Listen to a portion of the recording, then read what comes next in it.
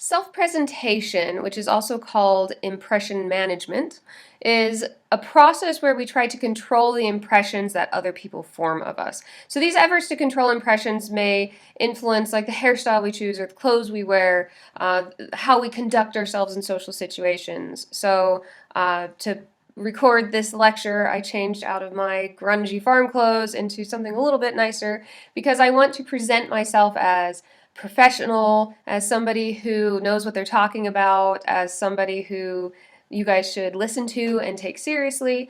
Whereas what I was wearing before this, you may not have gotten that impression of. So, self presentation is sometimes we want to present ourselves honestly as who we are. Sometimes we want to present ourselves in a way where we're kind of lying to people without actually verbally lying. We're presenting ourselves as somebody that we're not. So people self-present in an effort to obtain something that they desire from another person, whether that's an opinion or maybe you're going to dress up in order to go to a car dealership because you're more likely to get a good deal from them if you look better. When we use these self-presentation tactics, basically we're exercising control in our lives. We're controlling the people around us. We're maximizing the rewards that we can get. We're minimizing costs depending on these different ways of self-presenting. It also helps us to create that desired self-image. So if we want to see ourselves in a certain way or we want other people to see in a certain way, then we change whatever it is so that we're getting that across. Self-presentation also serves a social purpose. It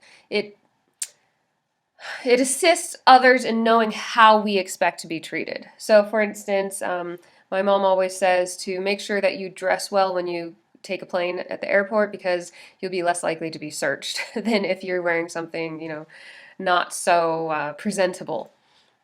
So social situations can run more smoothly when people know what's expected. You're more likely to be treated well, depending on if you're presenting yourself the right way. If you want to get hired, in an interview, you make sure that you wear certain clothes because we know that the way we do present ourselves changes people's perspectives of us. And this point is kind of at the heart of what's called the dramaturgical perspective, and this is something that basically it states that much of social interaction can be thought of like as a play. That's the drama. And, it's a play with actors, performances, scripts, roles, props, all that sort of thing. And people play the part by dressing appropriately for it, by acting non-verbally as well, maintaining eye contact with people whom they're talking to, following certain scripts of what is expected in that situation. You know how to behave in a job interview versus with your friends. And so it's like Shakespeare, the whole world is a stage. It's actually very right. What he believed is the dramaturgical perspective, that we're all playing roles, and if you want people to recognize your role, you have to dress and act to the part. Social interactions often require that we don't challenge the self-presentation of others, and if we do, we'd sort of cause the person to lose face. It would make everyone in the situation uncomfortable, and we've all been in a social interaction where you're like, that person's totally bullcrap, but you don't usually challenge that because that's also not an acceptable role to be played in that drama, okay? That's a dramaturgical perspective. So when do people self-present? People are more likely to self-present when they're in the public eye, meeting people for the first time, posing for photographs, if you walk by a mirror or something. It makes us aware that we're kind of a public being. We're not, when you're by yourself, you're in your head, you're a private being. But most of the time, we're dealing with the public and we have a public image. So in these circumstances, we're more likely to utilize this self-presentation and self-presentation strategies to manage the impressions that other people have of us. And people consider themselves to sort of be the object of attention of others more than others are actually paying attention to them. This is the spotlight effect. And the spotlight effect is something that's seen more often with teenagers and young adults. So a lot of you that are listening to this probably are in that range. And so you tend to be very self-conscious until maybe your late 20s or early 30s, and that spotlight effect diminishes tremendously. And so you don't feel as You kind of recognize that most people don't actually care. They don't care what you're wearing. They don't care how you're acting. And it's nice because it kind of gives you freedom to express yourself how you want. Um, but I wouldn't say that anybody's completely out of the spotlight effect. Some people are higher in that's in the self-consciousness, public self-consciousness of the spotlight effect, and the people who are higher in this type of self-consciousness tend to have a chronic awareness of being in the public eye, and they're especially sensitive to how others view them, and they respond very negatively to rejection as well. And so, like I said, the younger you are, the more public self-consciousness you have, the more you believe that people are paying attention to you even though they're not.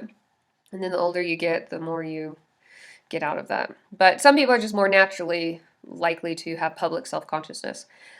People are more likely to self present when observers, people around them, can influence whether or not you can obtain your goals. So, so like a job interview, you know that that other person can give you or not give you the job, and so you're much more likely to self-present. Or if you're dating, your goal is to have a relationship, and obviously the other person has a choice in it, so you're going to dress nicer and act better. And also, when the goals are important to us, that affects how much we're going to focus on our image.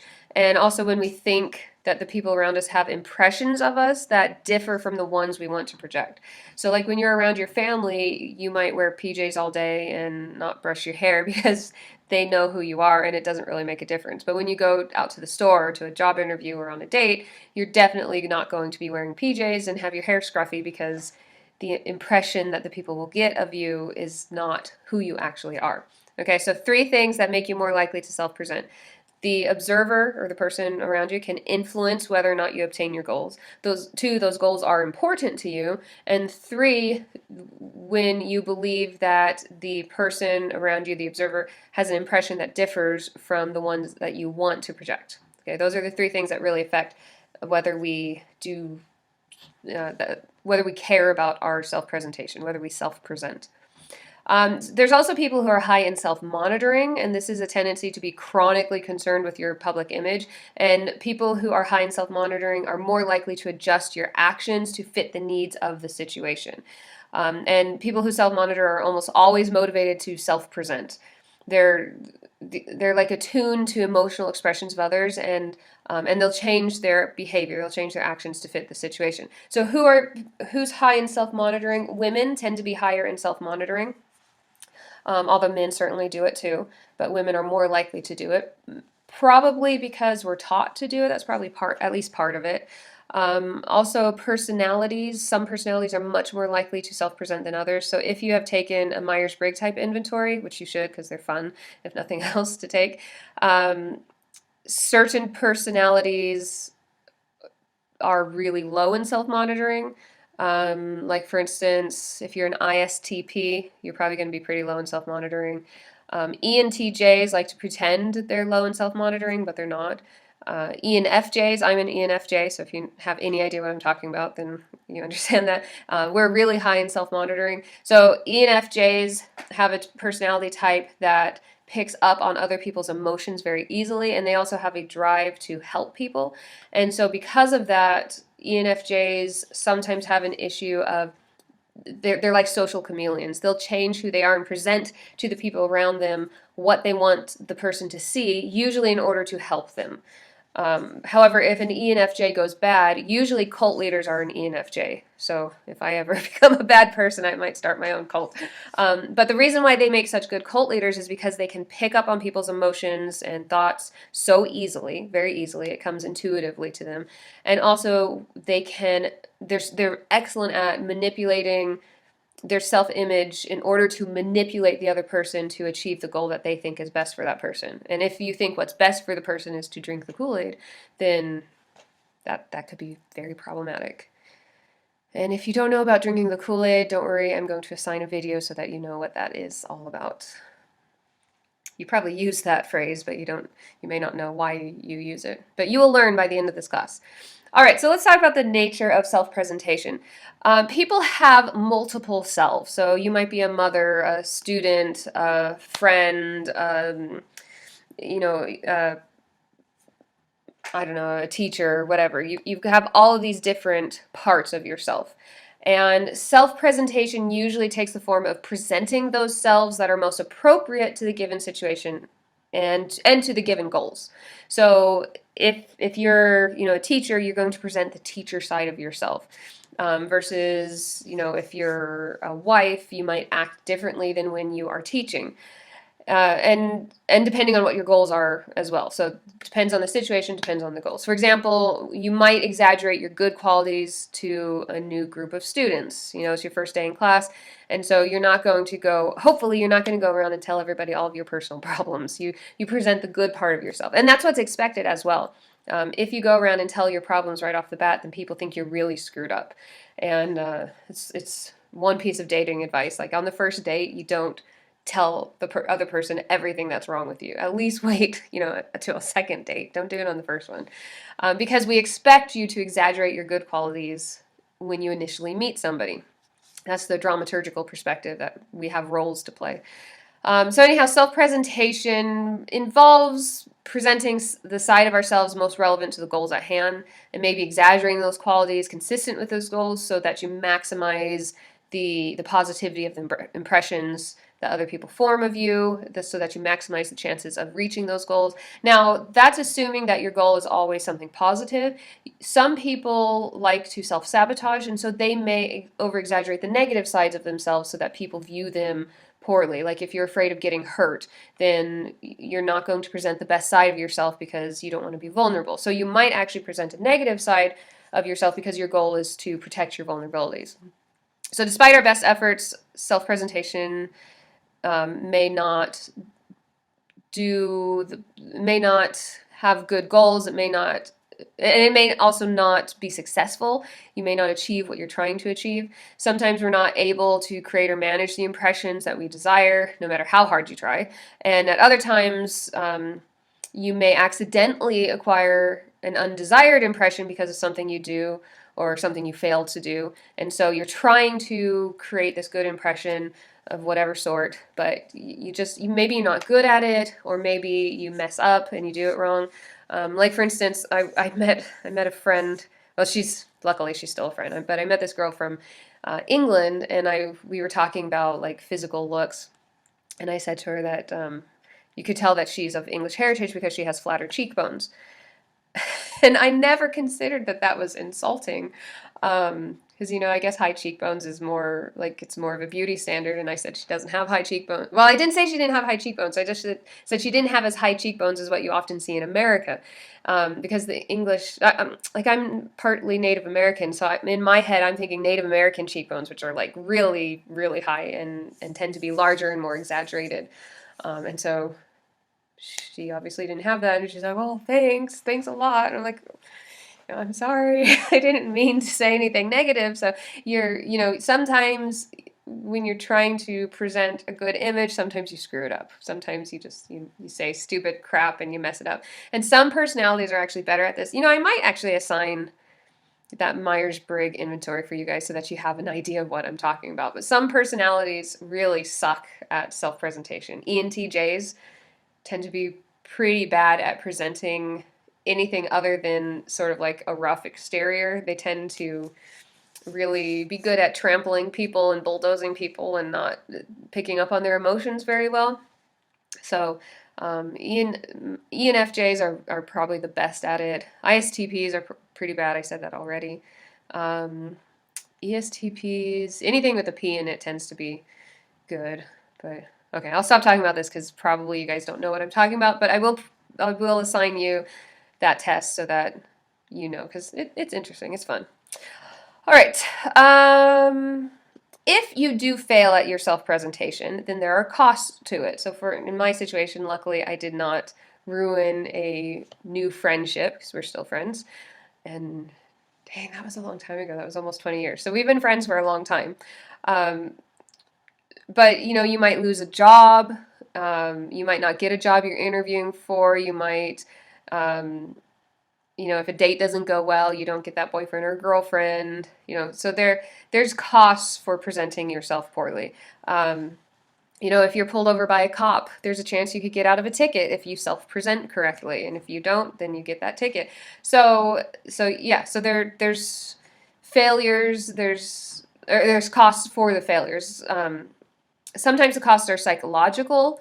It might threaten your self-concept of who you are, might hurt your self-esteem, might lead to social anxiety, might lead to fear that of doubting yourself, of doubting your ability to achieve your goals. Um, Self-presentation, it comes naturally to some people, but it is a skill, and it's a really important skill, and you really should try to teach your children how to self-present appropriately. In our culture right now, we emphasize like being real and being authentic, and that's great. But there are many situations where you need to be able to choose what image you want to present and do it well. And you can't always be authentic in every situation, or you need to be able to present your authenticity in a way that is acceptable in that situation. Otherwise, you can have all sorts of problems that can be caused by that. Social anxiety is one of them, that you have to be able to present yourself in a way in order to make friends. And having friends leads to all sorts of benefits for you. So your children need to be able to do that. You need to be able to do that. And some people are so afraid that they can't create that impression that they become isolated. They have a lot of social anxiety, and they may create a completely inauthentic image of themselves because they just don't believe that anybody's going to like who they are, anyways. So there's a way to self-present it authentically without, maybe you don't show all of your bad side, but you're still showing who you are. Like, that's it's hard for an ENFJ to explain this because, like I said, for my personality, it comes really naturally. I have gotten out of tickets. So if you are one of the personalities that suck at this, feel free to message me. All right. When we talk about self-presentation, obviously with authenticity, we also have inauthenticity and lying. And so deception is a big part of self-presentation. Many times we use deception in order to have positive results. Like, I will never tell somebody again that they have flat cheekbones, whether they do or not. And then we also use deception or many people use deception for negative purposes. But we tend not to be good at detecting deception in others. The people who are the best at self-presentation are usually also the best at detecting lies when somebody else is lying or when somebody's being deceptive in self-presentation. But we especially suck with strangers. If we know the person, we can figure out when they're lying a lot better than with strangers. Police use a polygraph machine, lie detector, and they're not accepted in court, by the way. So if you ever get in trouble, don't take a lie detector test because they're so unreliable that even the court system doesn't accept them. Polygraphs just record like physiological arousal, so your skin, electrodermal activity, your blood pressure, heart rate, respiration, how much you're sweating. So it's not actually detecting lies.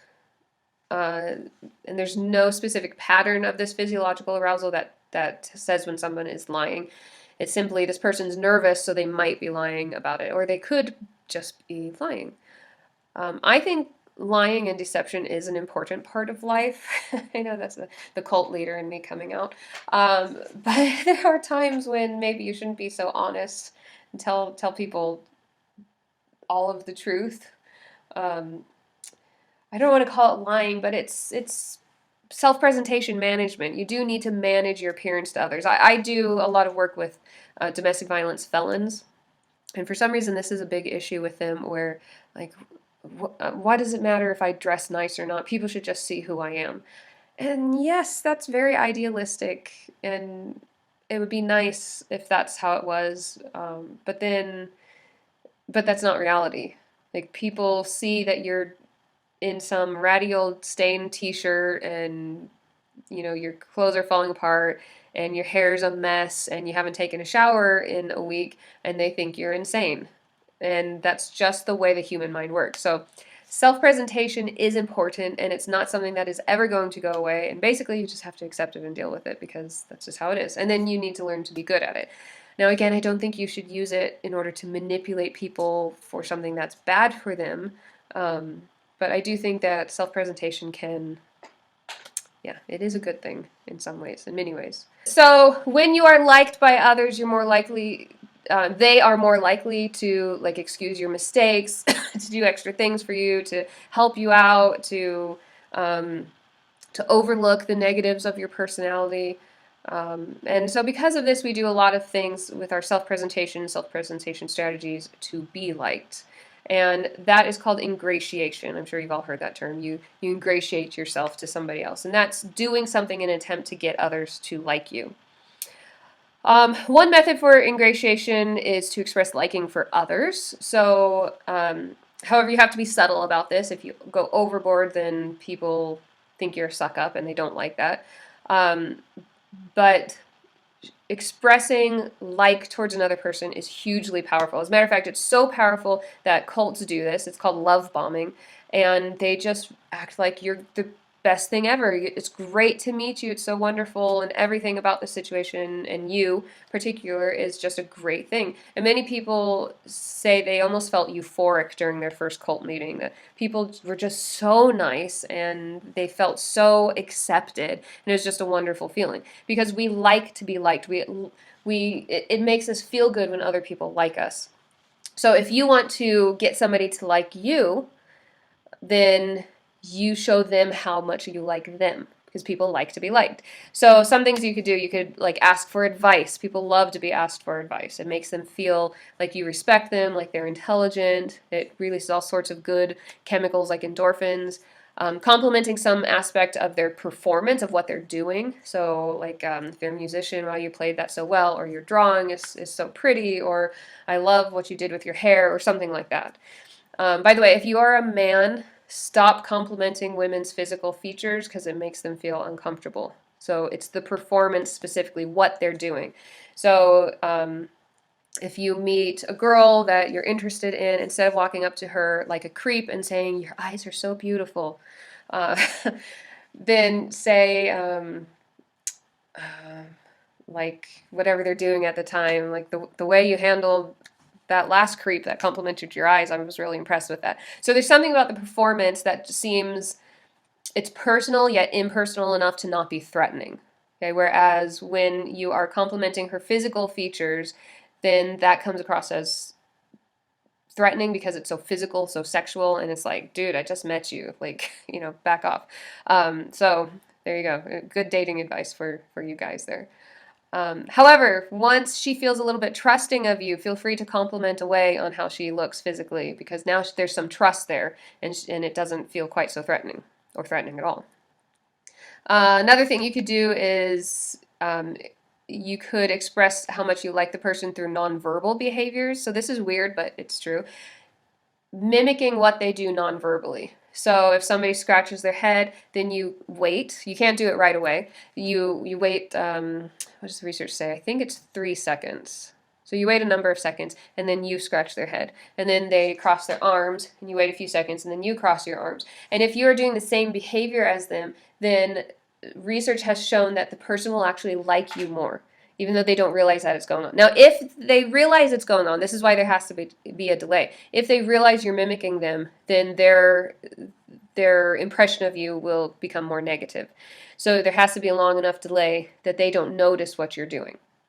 Okay, but that actually works, makes people like you more. All right, so number one way of ingratiating yourself, express liking for the other person. Then you can create similarity. So another method for ingratiating is that you show the person that the two of you are similar. Most people like other people who are similar to them. And this is especially true for people who are similar to us in terms of characteristics and issues that we value. So if it's important to me and you're also like me, then I like you more. So similarity can be like how we dress, activities that we engage in, the opinions we express, such as politics, religion.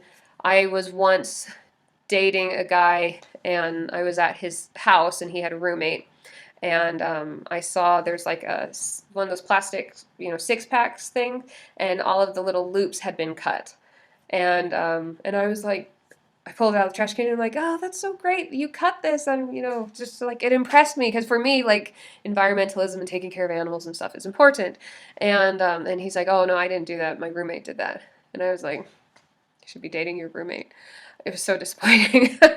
And it made me like his roommate more, which is not the situation you want when you're dating a girl. But because he had those similar values to me, like we actually became pretty good friends after that, and then I broke up with my boyfriend. So, yeah, so similarities are really important. Now, can you lie about having these similarities and manipulate someone? Yes, you can, and people do that all the time. Cults do this all the time.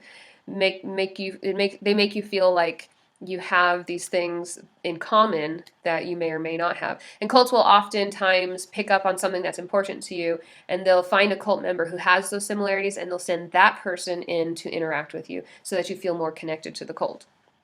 Making yourself physically attractive. Yes, unfortunately, how you look is very important to ingratiating yourself to other people. Life rewards the attractive, and that sucks, but it's true. Good-looking people are viewed more favorably. They're seen as more honest. They're more likely to be offered important job positions, to make more money, more likely to get elected to public office.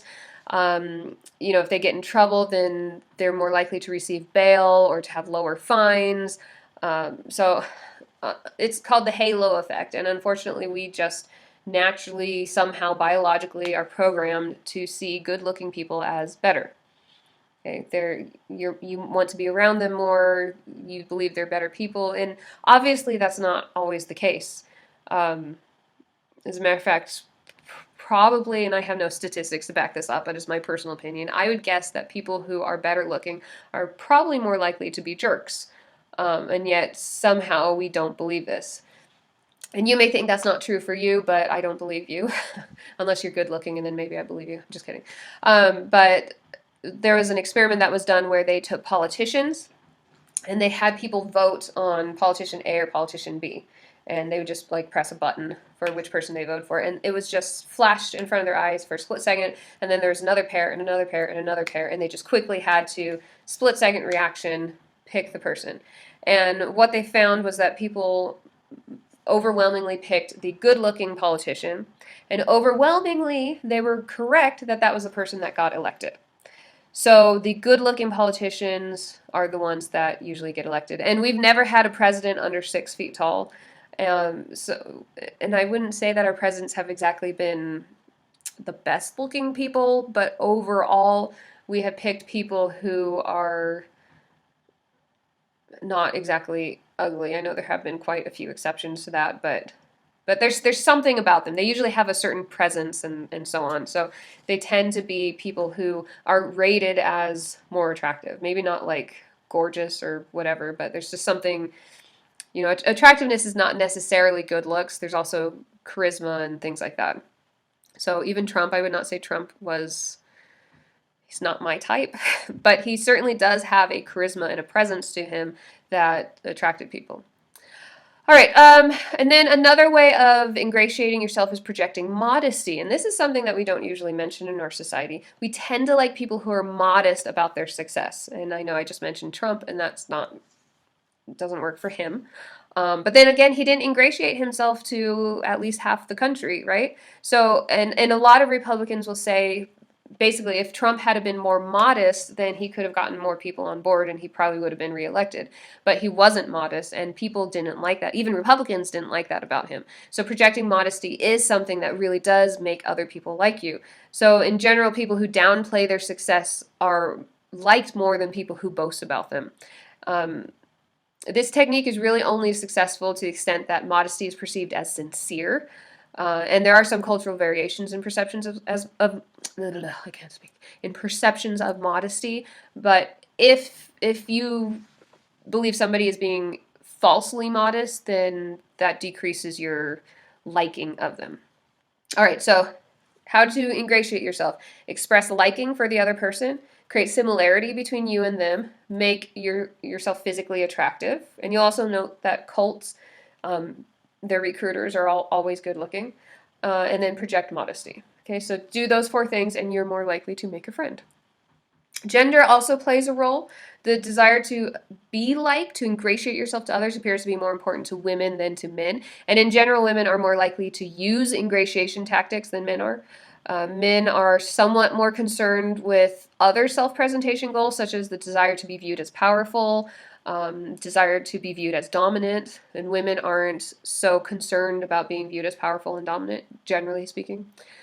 I mentioned that women are probably raised to be this way. Men are also raised to be this way, but biology also plays factors such as testosterone levels. Um, so even women who have higher testosterone levels are more likely to want to be viewed as dominant. So there is a biological aspect to that. And then also our narcissism, which is a personality trait, that really affects how much we are likely to want to ingratiate ourselves.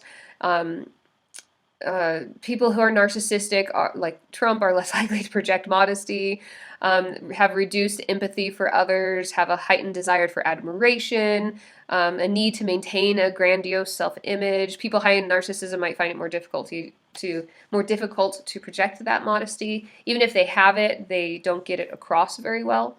And even when they're held accountable for grandiose self-image, narcissists tend to continue to present this self-enhanced image of themselves. Okay, so because if they don't, like, their self-image falls apart, they lose their self-esteem and so on. So personal characteristics alone do not determine the desire to ingratiate yourself with others. Ingratiation efforts are also more likely when people hope to form a friendship with others, and when you're interacting with people in positions of power. That is more likely to trigger you to be ingratiating. When we're interacting with people in powerful positions, we need to be especially concerned with ingratiating ourselves. A lot of times we can, we're more likely to present ourselves modestly. We're more likely to present ourselves modestly to friends, by the way, also than to strangers. That was one research study. We're more likely to smile. We're more likely to say nice things about the other person. We're more likely to be concerned about our appearance. All of those things that help us to ingratiate ourselves, we do when we are interacting with somebody who matters to us, somebody who has a position of power of some variety. And people in positions of little power often focus on getting more powerful people to like them because that helps to raise their power standards. So you need to be careful when you're around somebody of power that you're not automatically ingratiating yourself, because it just seems to be a triggered response. And you may want to be doing it, and that's fine, but there's also situations where you're doing it and it's not something that you like or should be doing. So, what am I trying to get at here? So, okay, for instance, let's go back to a cult, okay? The cult leader comes across as very powerful, and that makes you automatically want to do things to ingratiate yourself to that person. And you could be getting yourself into a bad situation because of that reflexive response we have to people who are in those positions. And so when you are around a person who has power or projects power in some way, you need to be aware that you naturally do certain things in order to make that person like you. And you need to be aware of the dangerous situations that you could be getting yourself into by doing that, or the things that you could put up with. You will put up with a lot more from somebody that you want to like you than somebody that you don't care about. You put up with a lot more from a spouse or a significant other, boyfriend, girlfriend, than you would from a stranger. If a stranger talked to me that way, how many times have you heard somebody say this? If a stranger talked to me that way, I wouldn't have anything to do with that person. But instead, it's, your boyfriend or girlfriend or your sibling or your parents or whatever. And so you do put up with it because you want that person to like you.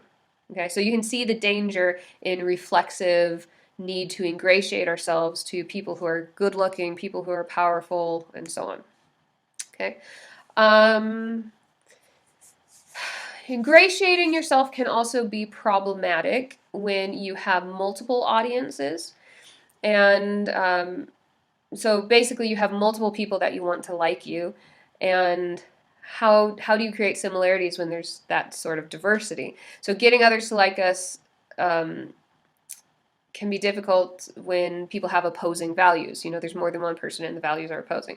So this is what's called a multiple audience dilemma. And cult leaders have this issue because you're trying to get all these followers to ingratiate themselves to you, you want them to like you. You're ingratiating yourself to them, and they're trying to get them to ingratiate themselves to you to have this, unhealthy relationship, but you have multiple audiences. So if you're a cult leader, what do you do when you're trying to brainwash all of these people who have possibly opposing or differing values? So there's multiple tactics that they can use to sort of alleviate this dilemma. The first one that they would do is segregate the audience. So you separate them out.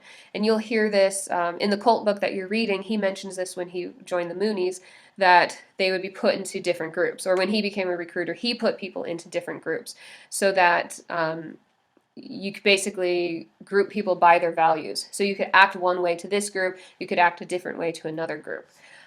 You could also modify how you present yourself so that you can garner positive regard from both audiences. So sometimes you can act in a way that both groups will like, maybe by being more neutral, not talking about controversial things, capitalizing on like the different information that different audiences have about us. So like in this case, we might present ourselves like as a student, you might present yourself as like a book nerd, or you're somebody who's really excited about psychology, to ingratiate yourself to me. And to a fellow student, maybe you're a party animal. So if you can keep us apart and not talk about this while we're together, then you could present yourself as a different person to either of us. So that's why segregating is really important in developing a cult. If you're ever going to have your own cult, make sure you keep people with differing values separate so that you can present yourself appropriately to those people. All right, so that's kind of like a manipulative, not kind of, that is definitely a manipulative aspect to self-presentation. All right, I think I'll stop here and then I'll go on to a part 2 after that. So see you in the next section.